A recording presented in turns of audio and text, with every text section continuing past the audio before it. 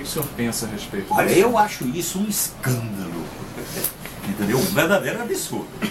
Então, ontem, inclusive, eu encontrei na rua, fazendo uma panfletagem, com um cidadão, um professor da COP, nessa área de transporte, inclusive com doutorado na Alemanha, e conversei com ele, conversando isso aqui.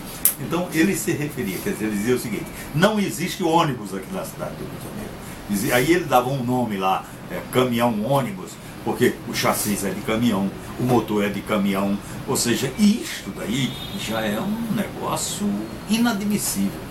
Eu tenho a impressão que provavelmente você deverá encontrar isto somente no Rio de Janeiro, em cidades do porte, da dimensão e da importância, sem demérito nenhum para as outras cidades, entendeu?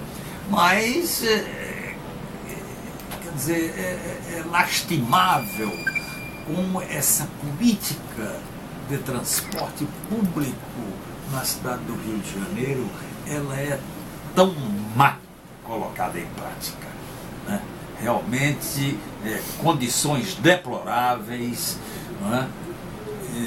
E isso daí se dá por omissão, né, do Executivo Municipal, conivência, né, e às vezes até com parceria, não só do Executivo, mas desse Legislativo aqui também, né? Você vê que, por incrível que pareça, aqui você consegue avançar quase que em todos os temas relativos à vida da cidade e à vida na cidade, né? Onde você encontra as maiores barreiras, né, e inúmeras, é exatamente na área de transportes. Inclusive tem a questão do preço, né? Claro. Das passagens. Claro. Porque o que você veja é o seguinte: o transportes é o único serviço que existe nessa cidade onde todo dia, no final do dia, né, você recebe um caminhão de dinheiro. É muito dinheiro. É muito dinheiro. Então, por isso que há essa facilidade deles convencerem, entendeu? Vereadores, deputados estaduais, deputados federais, magistrados, né? E ainda tem o caso juízes. também, aqui na cidade do Rio de Janeiro a gente já tem preços altos, mas as cidades vizinhas, as cidades da região metropolitana, onde, por exemplo, não tem vagas de emprego, que as pessoas precisam se deslocar para o Rio para trabalhar. Você tem, por exemplo, Duque de Caxias, Magé, Nova Iguaçu. O preço das passagens é incrivelmente alto. Eu morei por 4 anos em Magé e a passagem hoje custa R$ 8,40. Imagina uma pessoa que tem que ir e voltar todo dia para trabalhar e pagar quase R$ 20. E tem mais. Quer dizer, às vezes você paga R$ 8,40 para chegar no destino, por exemplo, rodoviário. Aí você trabalha em Copacabana, você tem que pregar um outro ônibus para ir para Copacabana. Então já não é 8, já passa a ser 10 e pouco, R$ 11. É isso. Então, o que eu estava falando é que o volume de dinheiro que todo dia é colocado na mão dos empresários na cidade do Rio de Janeiro lhe dá um poder de convencimento que eles ditam a política de transporte que deve existir na cidade. Eu citei essa questão ainda há pouco, porque o que acontece? Como eu sou professor, então eu me desloco pelo Rio direto, né? Eu vou a Duque de Caxias e eu costumo pegar determinadas empresas, então eu vejo o estado dos ônibus em geral. E eu acho muito, muito, muito precário. Às vezes até sem banco, sem sistema de ar-condicionado, apesar da promessa. Então a gente paga R$ 4,35 para se deslocar do Rio a Caxias. Não, a política de transporte na cidade do Rio de Janeiro, a gente é zero. Entendeu? Zero, qualquer item é zero. Não tem um item sequer que você possa dizer que é mais ou menos. R$ 3 internamente. Isso é caro? R$ 3?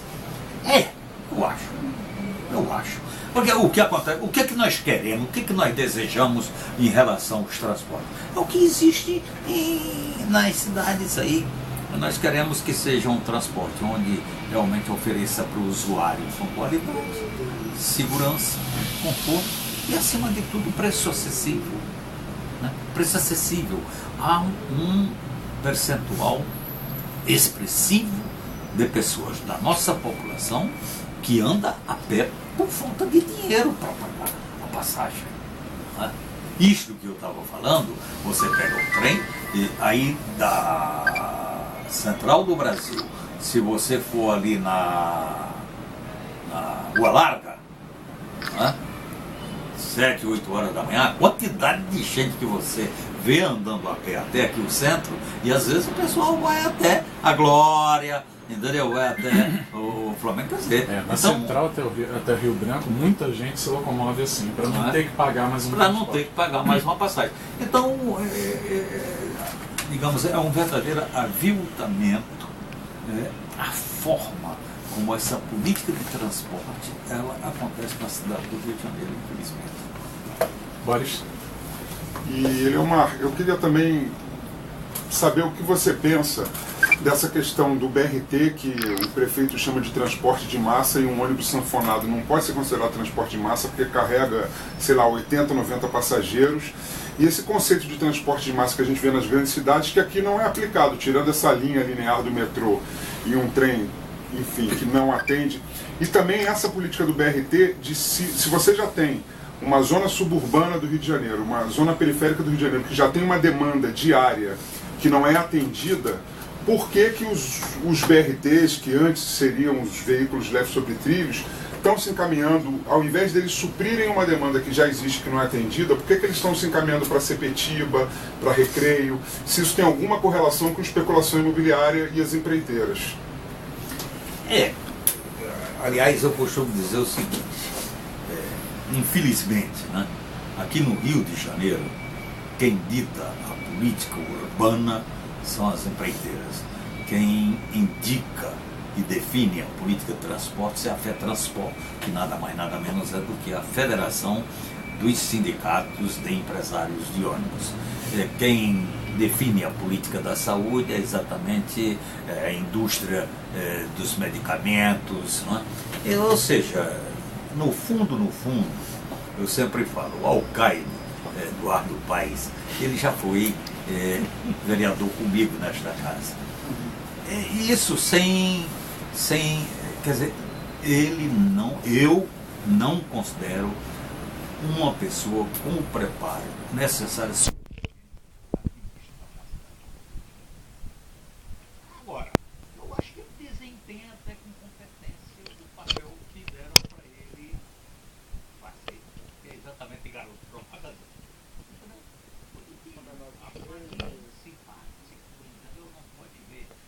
Foco na frente, basta se mexer com as cordas. Pois é, entendeu? É isso aí. É exatamente esse negócio aí. Não? Então, é um negócio realmente complicado. Então você vê o seguinte, esse negócio dos BRTs, isso daí é uma solução encontrada há cerca de 30 anos atrás, em Curitiba, pelo Jaime Lerner, que é um arquiteto, um planejador urbano, né?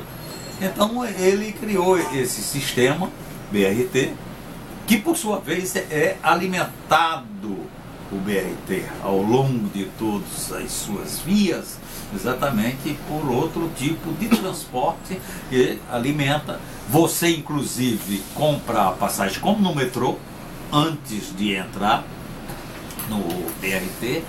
Mas isso de 20, 30 anos atrás, uma solução inclusive que mereceu o aplauso na época. Hoje não tem mais sentido, porque de lá para cá as coisas já evoluíram e hoje, por exemplo, todo mundo diz que a solução mesmo é o VLT, o veículo leve sobre trilhos, entendeu?